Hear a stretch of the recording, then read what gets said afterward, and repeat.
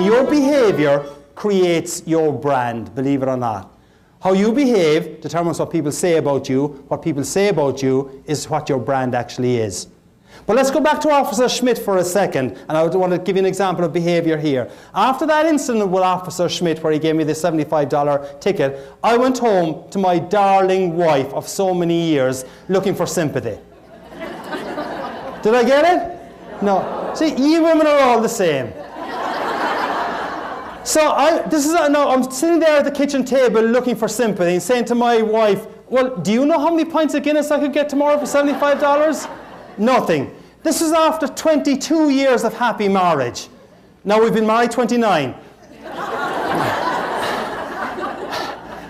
But after a couple of minutes, my wife comes over and she puts a piece of paper down on the kitchen table and she said, I gave you that insurance certificate about 4 weeks ago.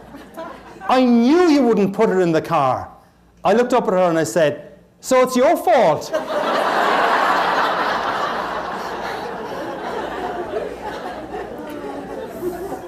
When I regained consciousness,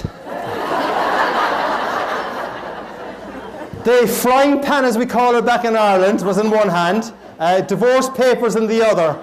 But she didn't actually go through with the divorce proceedings, though.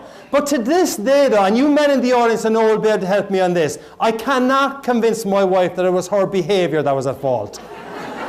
So if the men in the audience ever meet my darling wife, just kind of try and win my side of the argument for me.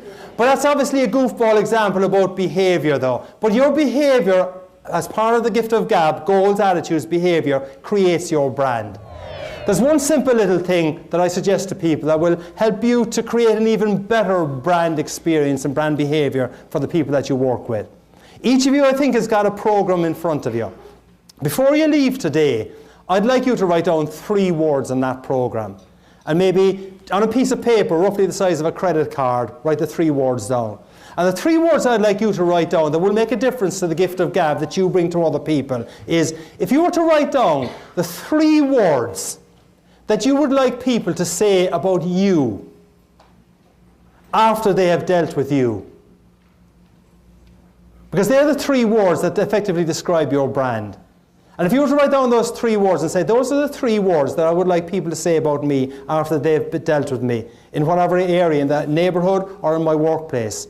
If you were to tear out that little piece of paper and put it into your credit card wallet or into your purse, so that when you go to the supermarket tomorrow or you go to the gas station and you open your credit card and you see those 3 words, you can ask yourself, hey, have I been faithful to those 3 words today? Will the last person I was speaking to on the phone or the person that's just left my office, would they describe me in those 3 words? It's a simple little practice that can make a big difference to you. Goals, attitudes, behavior. And if you adopt and adapt goals, attitudes, behavior, it definitely will help to give you a true top of the morning experience.